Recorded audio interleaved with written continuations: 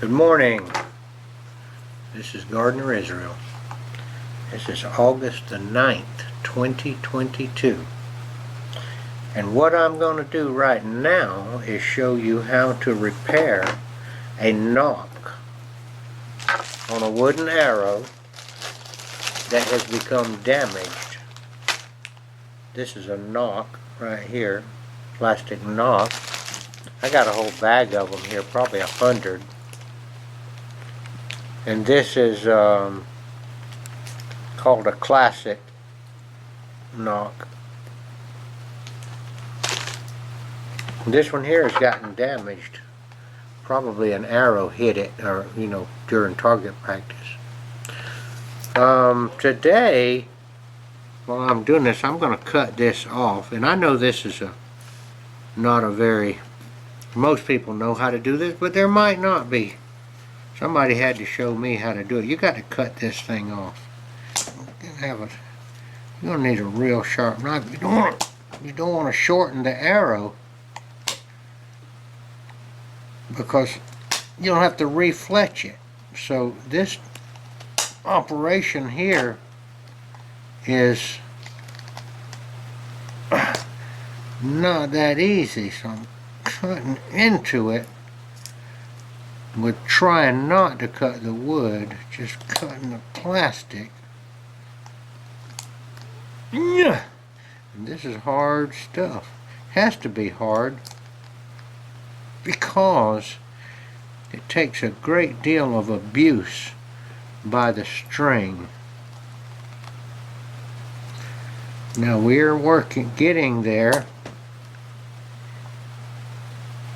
The other way to do this is to cut it off and repair it, but then your feather's going to be too near the knock, and another thing is you're going to shorten your arrow. So this operation has to be done very delicately, because when you put the glue on here to bond this knock to this wooden arrow, this is the kind of glue you use. Devcon Duco cement. And this stuff here actually melts the plastic, and so you put it in there and it actually slightly melts it, and when you put it on the wood it actually bonds it to the wood, so it's really on there good. And see, I've still not got it off, but I'm working on it.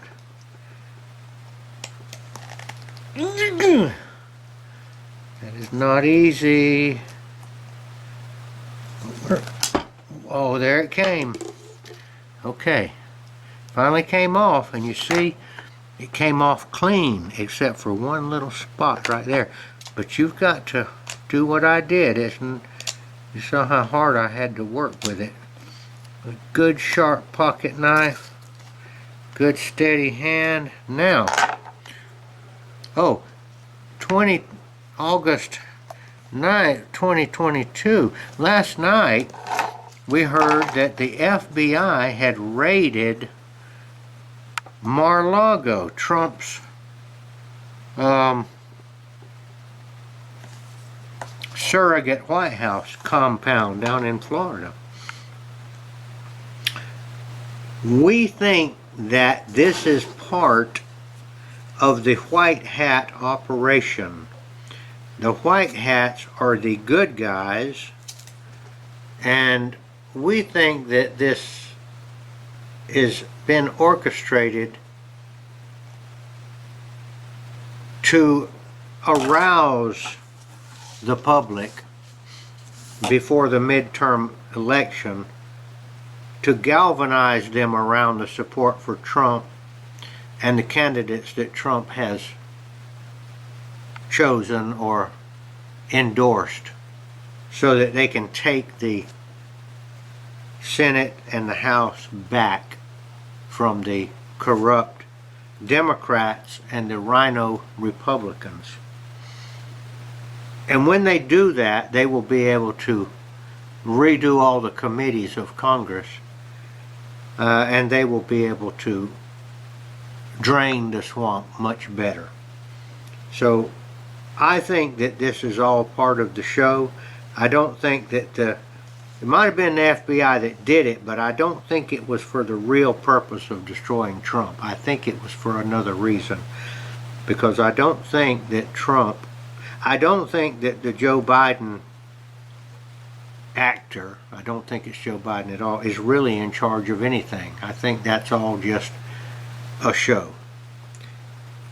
If you don't know what I'm talking about, and this is all new to you, then I would suggest that you go. I'm going to give you one website that's very good. It's called X22 on YouTube.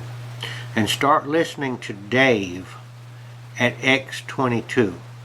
And there's another one that you can listen to if you can stand the foul language of one Nino Rodriguez, who is a former boxer, heavyweight. And Nino has a good handle on what's going on. And he also interviews from time to time a secretive type character called Juan07, Juan Osavin, Juan07. And Juan07, which sounds a lot like 107, and in gematria, which is the art of numbers, you take the zeros out and you get 17. 107 is 17, which is the number for Q. I know almost everybody's heard of Q and QAnon. And 107 is purported, he won't let himself get on camera, is purported to possibly be John F. Kennedy Jr. in disguise. This will be decided at some time. It may not be true, but if there's a couple of pictures of 107 out there, and he could be him in disguise. So we're thinking that there is a possibility that JFK Jr. faked his death in that plane crash and has been working behind the scenes to help Donald Trump overthrow the deep state. Okay, back to the arrow. That's all I'm going to talk about that right now. The Duco cement. Oh, by the way, you won't find this at Walmart usually, and you won't find it very much at your local stores. It used to be a standard item, but put some inside there, put some on the, now this is melting the plastic slightly right here now. So put it on there, squeeze out the surplus. Now this plastic is becoming somewhat melted now. Turn it to the right place, which is to coincide with your cock feather, with the little line on the knock. There's a little raised up place, and line it up with your cock feather, and then when you put it on the bow, it'll be in proper alignment. Just make sure you're pushing it down slightly. I'm just kinda smoothing this out right here, and we have repaired the arrow. Need to move this. This doesn't dry real fast. I'll move that back just a hair. That'll be close enough. That'll be close enough.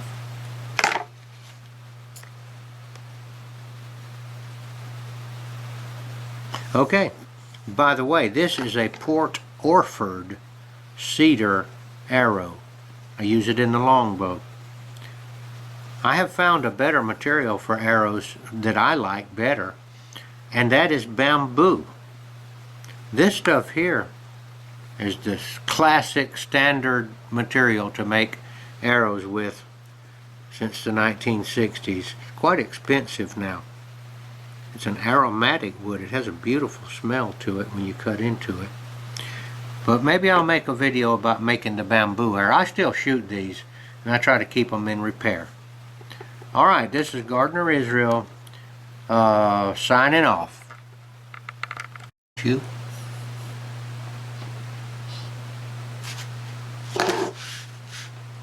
Okay, I am waiting for this glue to dry. But there is one more thing you need to do, is to spin this thing and look at this knock and make sure that that thing is sitting on there in a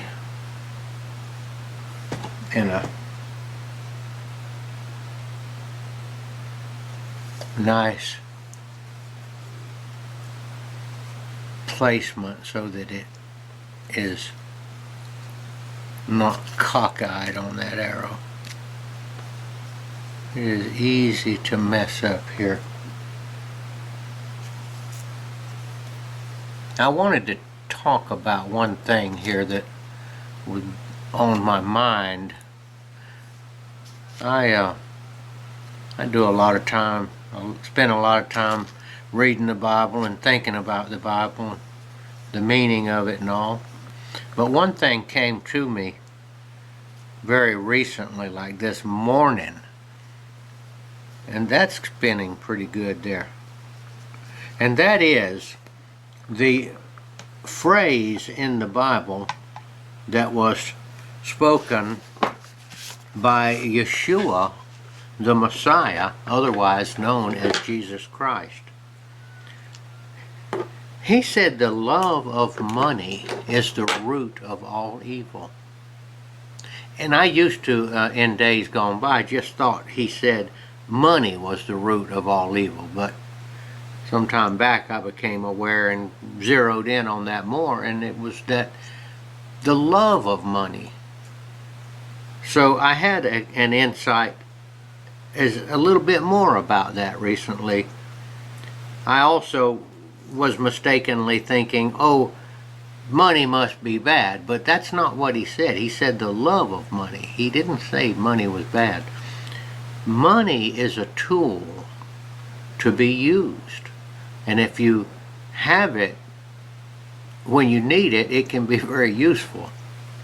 So it's not that money in itself is bad, it's the love of money. Well, the insight that I had this morning was this: if you love money more than you love your neighbor, that's where you go wrong or go astray. Because the Bible teaching is that you love your neighbor as yourself. So if you love money more than you love your neighbor, that's where you mess up. Because you can't love money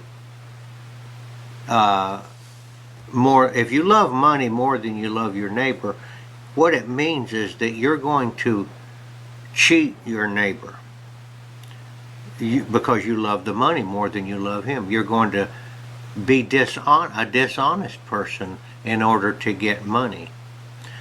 So if you think back, or that the patriarchs in the Bible, Abraham and most of them were quite wealthy, but yet they were revered as being people that had certainly wrestled with moral issues, but had come out in favor of God and had learned that it's more important to love your neighbor than it is to love money.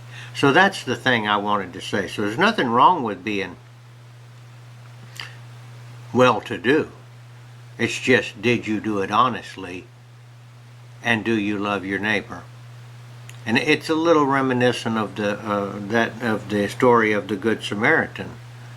And you know the story that some of the people found the man in the ditch, and he had been beaten and robbed, and they didn't lend a hand to help him. But then one guy came along, a Samaritan, and saw him, and he got him out of the ditch and cleaned him up and put him up on his donkey and took him to the nearest inn, and he gave his money to the innkeeper and said, look, take care of this guy, and I'll be coming back by later, and if you've used any more money than I've given you to look after him, I'll pay for that.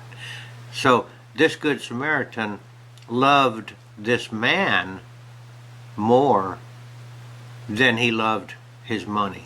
He was willing to give up his money. So maybe that'll help when you're thinking about this issue of what to do with money. And if somebody is trying to get your money, let's say some particular preacher, and there are those that money to them is something that they think that you need to give to them so that they can further the kingdom of God. And it may be true and it may not, but I guess the point I'm making is that some preachers, they feel like it's their job to lighten your pocketbook of money, and maybe that might not be the best thing, because they may not love their neighbor more than they love money. So that's just something to think about. This is Gardner Israel signing off.